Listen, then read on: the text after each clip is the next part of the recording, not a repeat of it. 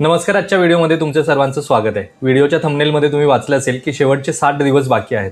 याचा अर्थ काय, तर बघता बघता 2025 मधले 10 महिने गेलेले आहेत. जानेवारी, फेब्रुवारी, मार्च, एप्रिल, मे, जून, जुलै, ऑगस्ट, सप्टेंबर, ऑक्टोबरही संपलेला आहे. म्हणजे डिसेंबर 2024 मध्ये असा विचार केला होता की जानेवारीमध्ये SIP सुरू करायची, पण काही कारणास्तव SIP सुरू करता आली नाही. जानेवारी गेला, फेब्रुवारीमध्ये विचार केला की आता पाडवा येणार आहे मार्च एप्रिलमध्ये, तेव्हाच SIP सुरू करेल. पाडवाही गेला. त्याच्यानंतर विचार केला की आता गणपती येतील, गणपतीत SIP सुरू करू, तेही गेलं. 15 ऑगस्टला SIP सुरू करू, तेही गेलं. दिवाळीत SIP सुरू करू, तेही गेलं. आणि आता कोणते सणही उरलेले नाहीत. त्यानंतर डायरेक्ट 31 डिसेंबर आणि 1 जानेवारी येणार आहे. म्हणजे जर कुणाला क्रिसमसला वगैरे चालू करायचं असेल तर ती गोष्ट वेगळी, पण आता कोणतेही सण राहिलेले नाही. हे सगळं मी तुम्हाला का सांगतोय, तर बऱ्याच लोकांचा आहे ना हा विचार करण्यातच वेळ जातो की मी आज SIP सुरू करेन, उद्या SIP सुरू करेन, परवा SIP सुरू करेन. किंवा काही लोकांचं असं असतं की मी 500 रुपयाची काय, 500 रुपयाची कोण SIP सुरू करतं, मी 1000ची करेन किंवा मी 2000 रुपयाची SIP सुरू करेन. मग हे करण्यामध्येच आहे ना त्यांचा वेळ निघून जातो. म्हणजे 1000ची कॅपॅसिटी आहे पण करायची आहे 2000ची. मग त्यासाठी अजून 1000 रुपये जमा करत तोपर्यंत थांबूयात, मग नंतर सुरू करूयात. यामध्येच भरपूर वेळ निघून जातो आणि हा वेळ जो निघून गेला ना त्याची भरपूर मोठी किंमत आपल्याला मोजावी लागते. ते कसं ते मी या व्हिडिओच्या माध्यमातून सांगणार आहे. तर चला व्हिडिओला स्टार्ट करूयात. पण व्हिडिओला स्टार्ट करण्या अगोदर जर तुम्ही चॅनलवरती नवीन असाल आणि चॅनलला अजूनही सबस्क्राईब केलं नसेल तर चॅनलला सबस्क्राईब करून ठेवा. म्हणजे असेच इन्फॉर्मेटिव्ह व्हिडिओज मी तुमच्यासाठी घेऊन येत असतो. तर चला व्हिडिओला स्टार्ट करूयात. या व्हिडिओच्या माध्यमातून मी तुम्हाला कोणत्याही फंडमध्ये इन्व्हेस्टमेंट करायला सांगत नाही किंवा असलेल्या इन्व्हेस्टमेंटमधनं एक्झिट व्हायला सुद्धा सांगत नाही. हा व्हिडिओ पूर्णपणे एज्युकेशनल पर्पजसाठी बनवला आहे की ज्या कोणी लोकांनी अजूनही SIP सुरू केली नाही त्यांनी SIP सुरू करावी आणि त्यांच्या फायनान्शियल फ्रीडमकडे एक पाऊल टाकावं. हा त्यामागचा उद्देश आहे. SIP कडे तुम्ही रिटर्नच्या माध्यमातून किंवा खूप मोठा कॉर्पस क्रिएट होईल या माध्यमातून बघू नका, अजिबात बघू नका. SIPचा अर्थ तुम्ही जसं आपण बँकेमध्ये दर महिन्याला पैसे टाकतो ना RD सारखं, तसा विचार करा की दर महिन्याला मी एवढी अमाऊंट, ठराविक रक्कम त्याच्यामध्ये जमा करेल. त्याचा उपयोग काय होईल की काही काळानंतर एक चांगली अमाऊंट तुमच्या हातामध्ये जमा असले. मी सेव्हिंगबद्दल बोलतोय, कोणत्याही रिटर्नबद्दल सांगत नाही. निदान तेवढी रक्कम तरी जमा होईल. म्हणजे जर तुम्ही 2000 रुपयाची SIP सुरू केली, 1 वर्षासाठी चालू ठेवली, तरी सुद्धा तुमच्याकडे वर्षाच्या एंडिंगला 24,000 रुपये जमा होतात. आता हे जर तुम्ही सुरूच केले नसते तर जमा झाले असते का? म्हणजे आपण कितीही प्रयत्न करतो की मी घरामध्ये एक असा डब्बा ठेवेन, मी बँकेमध्ये एक माझं सेपरेट अकाउंट ठेवेल, त्याच्यामध्ये दर महिन्याला 2000 रुपये टाकत जाईल, पण हे शक्य होत नाही. 99% लोकांना हे शक्यच होत नाही की साईडला पैसे ठेवणं. कारण की कधी ना कधी एमर्जन्सी येते आणि त्या एमर्जन्सीमध्ये याच जे पैसे सेव्ह केलेले आहेत ना तेच पैसे युटिलाइज होतात. आता तर UPIचं ऑप्शन चालू आहे. सगळ्या मोबाईलमध्ये लोक UPI पेमेंट करतात. म्हणजे स्कॅन करायचं, पेमेंट करायचं, स्कॅन करायचं, पेमेंट करायचं. म्हणजे त्यावेळेस आहे ना लक्षातच येत नाही की आपल्या अकाउंटमध्ये किती पैसे जातात, किती पैसे सेव्ह होतात आहेत, याचं भानच राहत नाही. आणि त्यामुळे पैसे कधी संपून जातात ना कळतही नाही. काही लोकांची तर सॅलरी 10 तारखेला होते आणि 15 तारखेपर्यंत ते पूर्णपणे नील झालेले असतात. कारण की त्यांचे EMI, ह्या गोष्टी त्या गोष्टी ह्या भरपूर असतात. त्यामुळे सेव्हिंगच राहत नाही. कारण की त्यांना एक सवय लागलेली ना की दर कुठे काही गेलं, काही घ्यायचं आहे, स्कॅन करा, पेमेंट करा, स्कॅन करा, पेमेंट करा, स्कॅन करा, पेमेंट करा.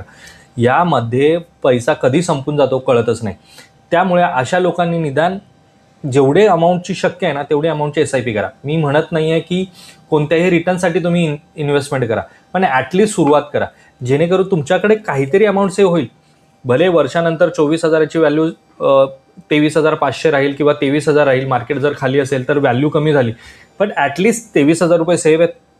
पुढच्या वर्षी तीच परत अमाऊंट तुम्ही 2,000 रुपये सुरू ठेवली आहे, पुढच्या वर्षी 48,000 रुपये होते. 2 वर्षाचे मिळून 48,000 रुपये झाले. त्यातून काहीतरी अमाऊंटचे रिटर्न्स मिळाले. 48चे 49,000 झाले. 1,000 रुपये तरी वाढले. म्हणजे नथिंग, काहीच आपल्याला शक्यच नव्हतं काही सेव्ह करणं, तरी सुद्धा सेव्ह झालेली आहे ती रक्कम.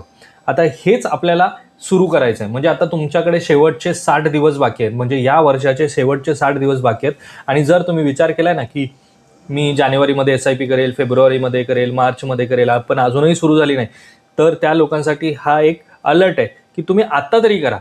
मी माझ्या प्रत्येक व्हिडिओमध्ये सांगत असतो की SIP सुरू करण्यासाठी कोणतेही परफेक्ट डेट नाही, कोणताही मुहूर्त तुम्ही शोधू नका. ज्या दिवशी तुमच्या मनात येईल ना त्या दिवशी SIP सुरू करा. जेवढ्या अमाऊंटची SIP आहे ना तेवढ्या अमाऊंटची सुरू करा. नंतर ती SIP अमाऊंट वाढवता येते.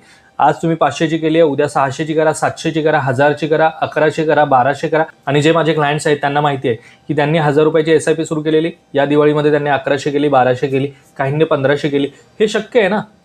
पण जर सुरुवातच नाही केली तर हे शक्य होत नाही. आता हे सगळं कसं होतं हे मी तुम्हाला डेटाच्या माध्यमातून सांगतोय, कारण की मी एक बँक एम्प्लॉई होतो, त्यामुळे मला डेटा दाखवणं जास्त चांगलं वाटतं. कारण की जर डेटा दाखवला तरच लोकांना समजतं की हा बाबा असं होऊ शकतं किंवा असं होतंय, ह्या गोष्टी त्यांना पटतात. तर चला आपण आता डेटा पाहूयात. आता मी इथे तुम्हाला जे उदाहरण दाखवते ते 2,000 रुपयाच्या SIPचं आहे. यामध्ये आपण कोणत्याही प्रकारच्या रिटर्न्सबद्दल अजिबात बोलतच नाही आहोत, कारण की सुरुवातीचे 5 वर्ष खूप महत्त्वाची असतात आणि त्यामध्ये फक्त आणि फक्त आपल्याला सेव्हिंग करायचे, रिटर्न्स बघायचेच नाही आहेत. मी माझ्या प्रत्येक इन्व्हेस्टरला हे सांगत असतो की सुरुवातीचे 5 वर्ष तुम्ही रिटर्न्स बघूच नका, किती अमाऊंट वाढते किती अमाऊंट कमी होते हे पाहायचंच नाही आहे, फक्त सेव्हिंग करायची आहे. तर आता 2,000 रुपयाची सेव्हिंग यांनी सुरू केली आहे. 34 SIPs पेड केलेल्या आहेत, आत्तापर्यंत भरलेल्या आहेत, म्हणजे जवळपास 3 वर्ष होतील आता या डिसेंबरच्या एंडिंगला. तोपर्यंत आत्तापर्यंत 68,000 रुपये भरले गेलेले आहेत. आणि त्याच्या बदल्यात म्हणजे ज्या वेळेस SIP आपण कट करतो किंवा आपले पैसे इन्व्हेस्ट होतात मार्केटमध्ये, त्याच्या बदल्यात आपल्याला युनिट्स मिळतात. बऱ्याच लोकांना हे माहितीच नसतं की आपण SIP भरतो पण त्याच्या बदल्यात आपल्याला काय मिळतं हेच माहिती नसतं. इथेच तर सगळ्यात मोठी गफलत होते. जेवढे आपल्याकडे युनिट्स जास्त तेवढे फ्युचरमध्ये त्याची व्हॅल्यू जास्त. त्यासाठी लवकरात लवकर सुरू करणं खूप गरजेचं आहे. आता हे कसं ते मी तुम्हाला सांगतो. जानेवारीमध्ये 2,000 रुपयाची SIP केली, त्यावेळेस NAV होता 103 रुपये आणि त्याच्या बदल्यात युनिट्स मिळाले 19.4. किती मिळाले? 19.4, कारण की 103 रुपयाचे युनिट प्राईस होती.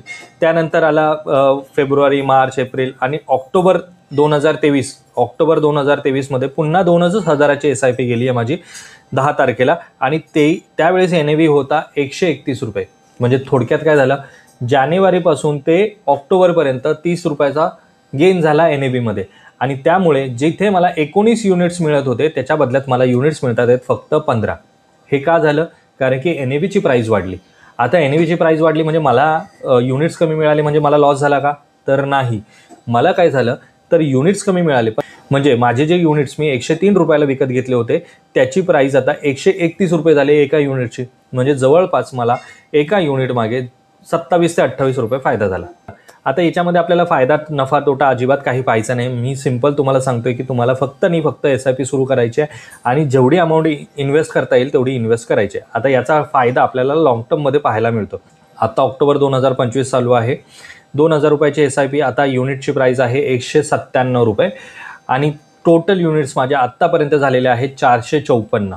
त्याची समरी मी तुम्हाला इथे दाखवण्याचा प्रयत्न केला आहे की टोटल 454 युनिट्स आत्तापर्यंत म्हणजे या 34 महिन्यांमध्ये मी जमा केलेले आहेत. जर मी NAVचा विचार केला तर काही NAVमध्ये काही महिन्यांमध्ये मी 103ला परचेस केलं आहे, काहींना 119ला केलं आहे, काहींना 130ला केलं आहे. काही महिन्यांमध्ये मी NAV जेव्हा 150 रुपये होता तेव्हा मी परचेसिंग केलं, म्हणजे SIP माझी गेली आणि त्याच्या बदल्यामध्ये मला युनिट्स मिळाले. ह्या सगळ्या युनिट्सची जेव्हा मी NAV काढतो आणि त्याचा ॲव्हरेज प्राईस काढतो, म्हणजे एक युनिट्स मला किती रुपयाला मिळालं, जर याचं ॲव्हरेज काढलं तर तो होतो 157 रुपये आणि आता सध्याची मार्केट प्राईस आहे 197 रुपये. आता तुम्ही पहा की टोटल युनिट्स किती जमा झाले 454 आणि आत्ताचा करंट NAV आहे 197. गुणाकार करा आणि पहा व्हॅल्यू किती क्रिएट झाली आहे. थोडक्यात सांगायचा उद्देश हाच आहे की सुरुवात करणं गरजेचं आहे. सुरुवातीला असं तुम्हाला वाटेल की मला 2,000 रुपये जमणार नाही, 1,000 रुपये जमेल, 500 रुपये जमेल, पण ॲटलिस्ट सुरुवात करा. तर हेच मित्रांनो मला तुम्हाला या व्हिडिओच्या माध्यमातून सांगायचं होतं की सुरुवात महत्त्वाची. शेवट काय होईल ते गोष्ट नंतर आपण विचार करूयात, पण सुरुवात करणं महत्त्वाचं आहे. तर आजच्या व्हिडिओमध्ये एवढंच. आजचा जर हा व्हिडिओ तुम्हाला इन्फॉर्मेटिव्ह वाटत असेल तर व्हिडिओला लाईक करा. चॅनलवरती जर तुम्ही नवीन असाल तर चॅनलला सबस्क्राईब करा. भेटूयात मित्रांनो अशाच एका इन्फॉर्मेटिव्ह व्हिडिओमध्ये. तोपर्यंत बाय बाय.